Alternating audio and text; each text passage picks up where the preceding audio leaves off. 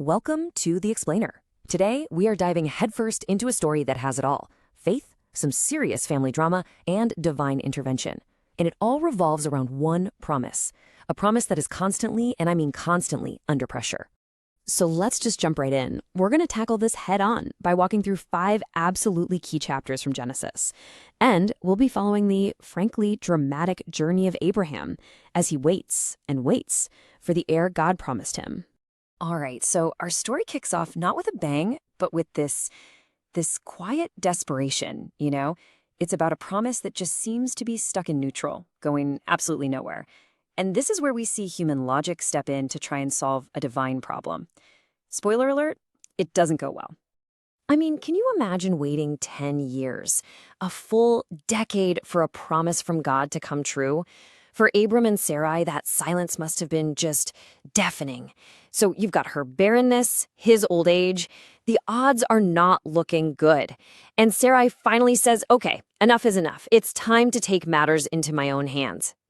Okay, so Sarai's plan. Look, from their cultural perspective at the time, this kind of made sense. Using a handmaid as a surrogate to get an heir wasn't unheard of. But the thing is, it immediately backfires. I mean, the moment Hagar conceives, the whole household just becomes this toxic mess of contempt and jealousy. Sarai's brilliant solution? It just created a way bigger problem, one that ends with a pregnant Hagar literally running for her life. But here's where it gets really interesting. While Hagar is out there in the wilderness, an angel of the Lord actually finds her. And get this, he promises her that her son, Ishmael, will also be the father of a great nation. It's this incredible moment of God's compassion for the underdog, for the outcast, but it also shows that Sarai's impatient plan has real long-term consequences. It's like our detours can't stop God's plan, but man, they can sure make the journey a whole lot more complicated. So after Ishmael is born, radio silence. For 13 years, just nothing. And then, suddenly, God reappears to Abraham. It's like he's saying, all right, time to get the original plan back on track. And you have to remember, after all that time, Abram is now 99 years old. 99. Any hope of having a child with Sarai, from a purely human standpoint, is just, it's gone. It's impossible. And it's right there at that exact point of total impossibility that God decides to restart the conversation. And God doesn't just show up and say, hey, remember that promise? No, he deepens it. He levels it up. He actually renames them.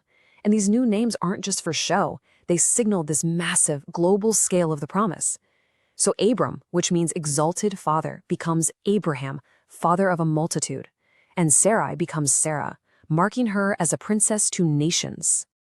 And to really hammer home just how serious this commitment is, God gives them a physical sign for this covenant: circumcision. Think about it. It's permanent, it's personal, and it's generational. It's a constant reminder that this is his promise, literally enacted in their own bodies.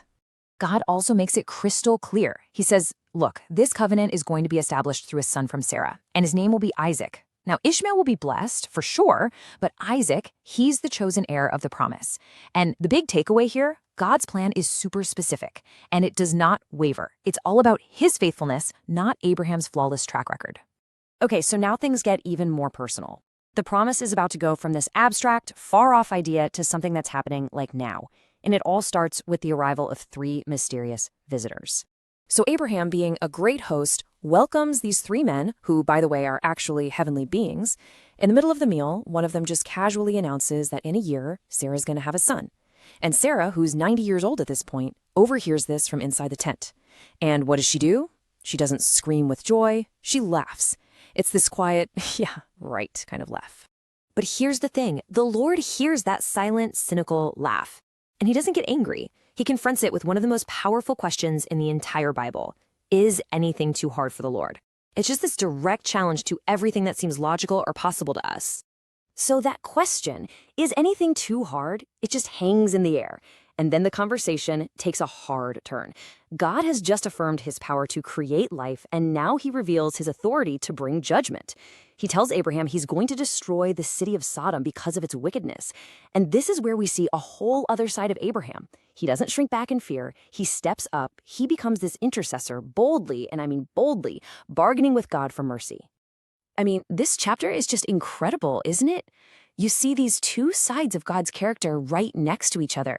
On one hand, his limitless power to bring life from, well, a dead situation, and on the other, his willingness to actually listen to a human being pleading for mercy. All right, so right after that intense negotiation with Abraham, the story shifts gears. Two of the angels arrive at the gates of Sodom. And who's sitting there? His nephew, Lot. And what happens next? Well, the city's depravity is about to be put on full and, frankly, terrifying display. So Lot does the right thing. He welcomes the angels into his home. But it doesn't take long for a violent mob, men from all over the city, to surround the house. They're demanding he hand over his guests so they can assault them. I mean, the situation gets so twisted that Lot, in a moment of desperation, makes this horrifying offer to give them his own daughters instead. That's when the angels have to step in. They strike the mob blind and tell Lot, "You need to get your family out of here, now." But you know what? Lot hesitates. He actually drags his feet. So the angels have to literally grab him, his wife, and his two daughters and drag them out of the city. And the second they are clear, total destruction. Brimstone and fire rains down from the sky. The angels gave them one simple, clear command: run for your life, and whatever you do, don't look back. But Lot's wife, she disobeys. She takes one look back. And that one glance, it's more than just curiosity. It's this longing for the life they were forced to leave behind. And in that moment, she's consumed by the very same judgment. So the big lesson here is pretty sobering, right? It's about judgment. But you can't miss the thread of mercy woven through it all. The text is very specific. It says that God remembered Abraham and sent Lot out of the city. Lot wasn't saved because he was perfect. He was saved because of Abraham's relationship with God. Okay, on to our final chapter for today, and we are right on the edge of the promise finally being fulfilled. Everything is lined up, and what happens? Abraham's faith gets tested again, and he falls back into a very, very familiar mistake. I mean, can you believe this? After everything he has personally witnessed, the covenant, the angels, the literal destruction of Sodom, Abraham goes to a new place, gets scared, and pulls the same old trick. He tells the local king, "Oh, Sarah, she's my sister." So the king, Abimelech, who has no idea, takes her into his palace. The mother of the promised child is now in another man's harem. The whole plan is in jeopardy again. But here's the thing we keep seeing. The promise was never riding on Abraham's bravery. God himself steps in. He sends a dream to King Abimelech, warning him off and protecting both Sarah and actually the innocent king. The very next morning, a terrified Abimelech gives Sarah back, pays Abraham off, and the crisis is over, not because of Abraham, but because of direct divine intervention. And this really brings us to the final and I think most crucial takeaway. This entire saga, this whole roller coaster, from the bad idea with Hagar all the way to Abraham's repeated lies, it all proves one thing. The success of God's promise never depended on human perfection. Not for a second. It rested completely and totally on his own faithfulness. And that leaves us with a pretty profound question to think about, doesn't it? Why is God so committed to working through and fulfilling his promises for such deeply flawed people?